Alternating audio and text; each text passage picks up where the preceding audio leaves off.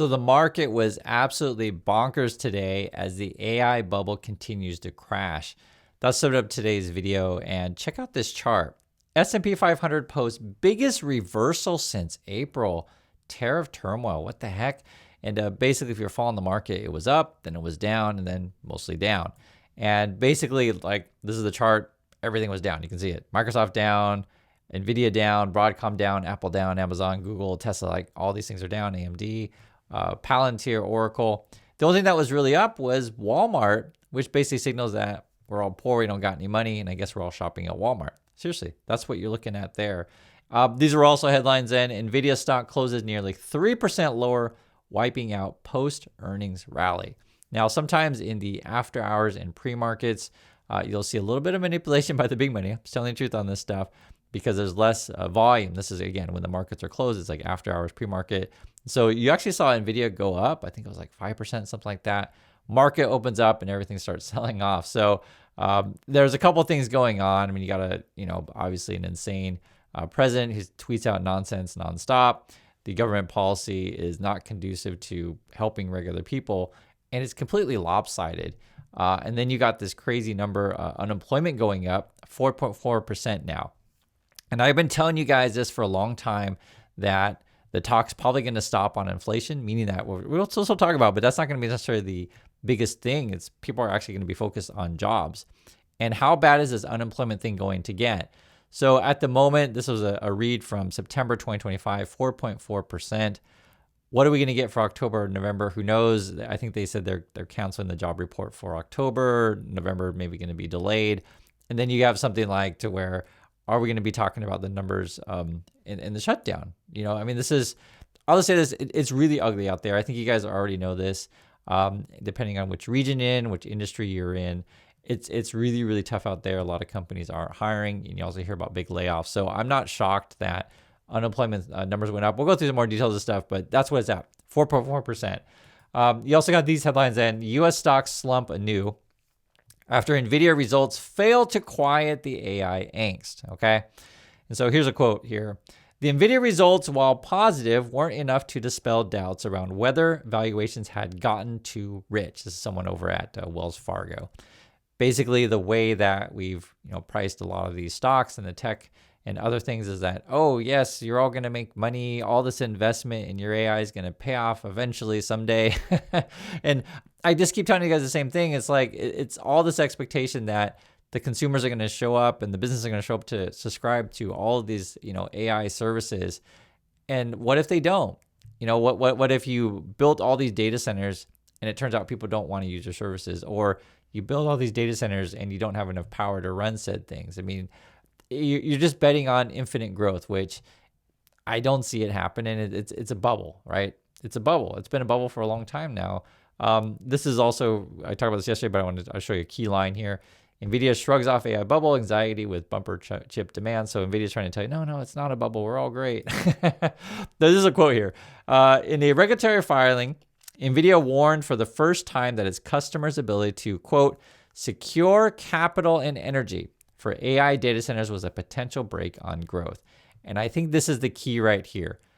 If we want to keep this AI bubble going, can you just have infinite amount of money? Can you keep borrowing to infinity? Because all these big tech companies we're borrowing to keep this AI stuff going. And is there enough energy to keep this stuff fueled? And I just, frankly, guys, I think we're broke. Because this is an interesting one. This just came out a few minutes ago. Do you remember the Argentina bailout thing? The banks were scrambling around looking for money. They may not be able to find any. This just came out. U.S. banks shelve, okay? U.S. banks shelve $20 billion bailout plan for Argentina. What's going on there? Bankers instead discussing a smaller short-term facility to help Argentina make a roughly $4 billion debt payment in January. All right, so we're looking around for money for Argentina, as if that makes any sense in this downturn. The only thing that I can really read from this is Trump and his buddies are looking for a place to retire. I mean, that's the only thing I can think, because if you ask the regular American person, hey, how about we bail out Argentina? I'm pretty sure they're going to say, are you crazy? And I'm serious. And then if you look at someone say from the Obama administration, what they would say, and this would be from the past, they say here, there is, quote, there is essentially no information on how that money is being used. And that's coming from a senior fellow of the Council of Foreign Relations and a former assistant Treasury Secretary during the Obama administration. Here's a quote. I think that is unusual, given that this is use of taxpayer money, right? So all we know is that Trump and Besant really, really want to save Argentina. They love Argentina. I think Besant's got hedge fund buddies on there that will make money if you bail them out. But then the banks are like, okay, we try to look around for money. Maybe we don't got any. I mean, it's all a train wreck. I don't know what else to say about that. It's obvious.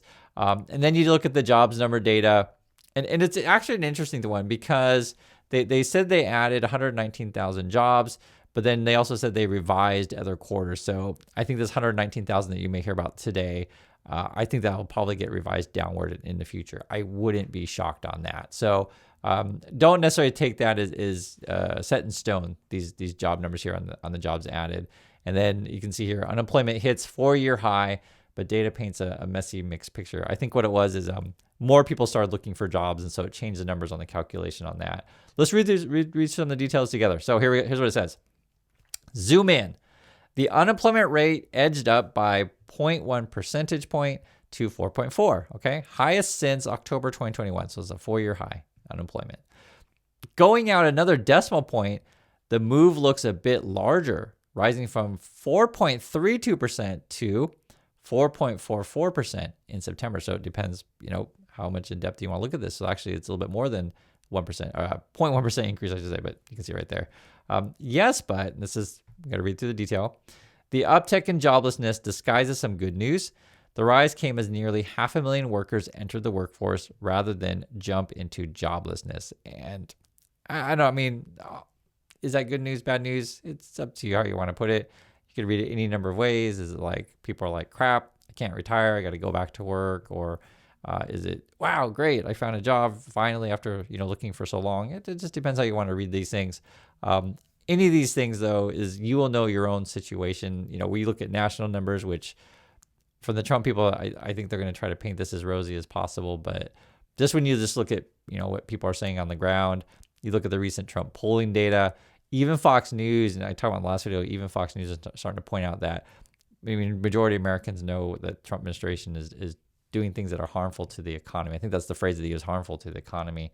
And then you got unemployment ticking up. When you look at what the Trumpers is up to today, he's actually making, or should we just say, I don't know if division's the right word or enemy is the right word, but how about this? He's ticking off people in his own party even, because he's like so into this pushing AI stuff. We talked about this yesterday. They were threatening now we're going to sue states who try to regulate AI, which is frankly ridiculous because like every state's going to be like, yo, we need to, protect our voters from AI thing. And this is actually going against someone like Ron DeSantis, who I'm not a fan of, but hey, when someone says something reasonable, I'll tell you. So listen to this. The criticism from within Trump's own party comes amid disquiet in the MAGA movement about his handling of an affordability crisis in the U.S.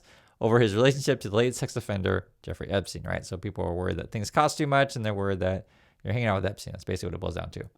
So here's Florida Governor Ron DeSantis said the plan supported by Trump was an, quote, insult to voters. This is, again, Trump doesn't want any regulation on AI.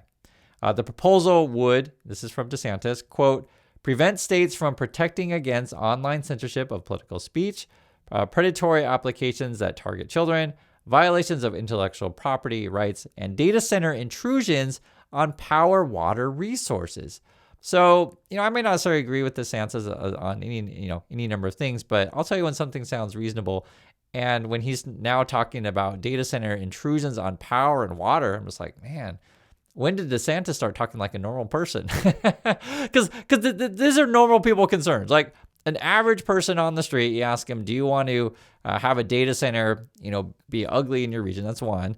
Then two, start eating up your water and your power. The average person is going to say, no, I don't want a data center eating up my water and power. It's like a pretty obvious thing.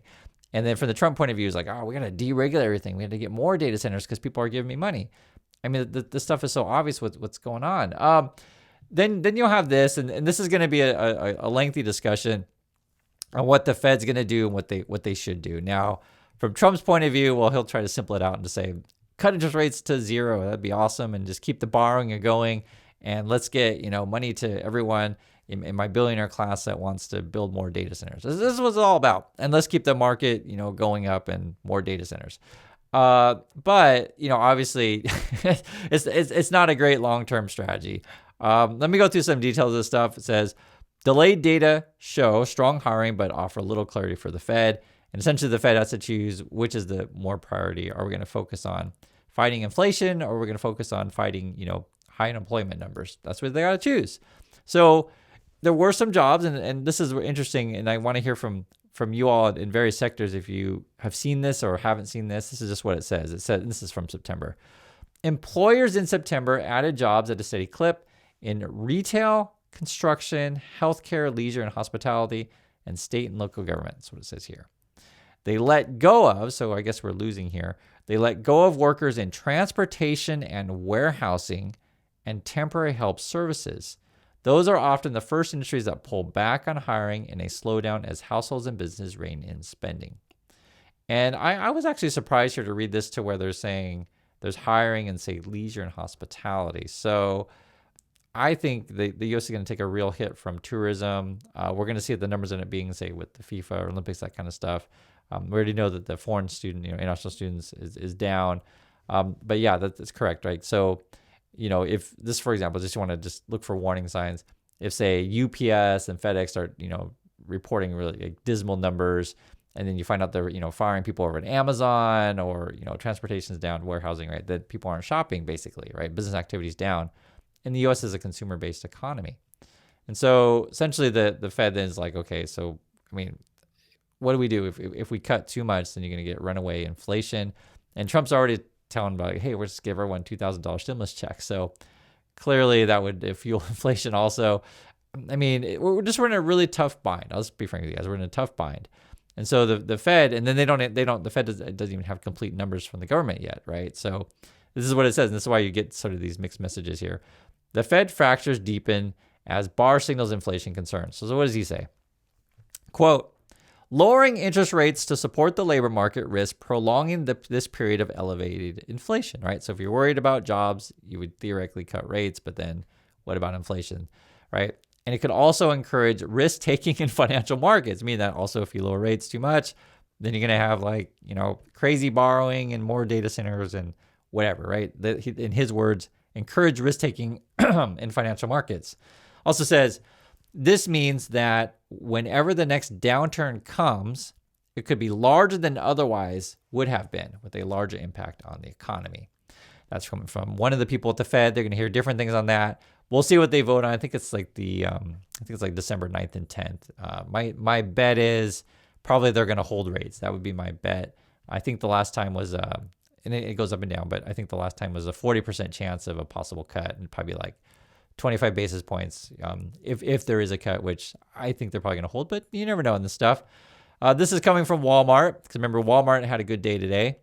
Walmart hikes sales and earnings forecast as it attracts shoppers across incomes. Okay, so what's going on with Walmart? Because you just want to track all this stuff. Walmart posted third quarter earnings and revenue that beat expectations and raised its full year forecast. So Walmart thinks they're going to make money. Okay, the retailer said it drew more shoppers across incomes. That means rich and poor, middle, right? They're all going to Walmart, but also saw some temporary slowness when the SNAP benefits were paused during the government shutdown. So people in the food money, right? Its first report since Walmart announced a new CEO. And then here's a quote here from Walmart. He said, Walmart has gained those, quote, value-seeking customers. And again, this is from across incomes. So rich and poor are now shopping at Walmart, both because of the economic background and its economic backdrop and its own strategic moves. Quote, consumers are looking to do business with those companies that are providing value, that are delivering the convenience that they've come to know and expect, and that are executing consistently well. And so I think this tells you the story, right?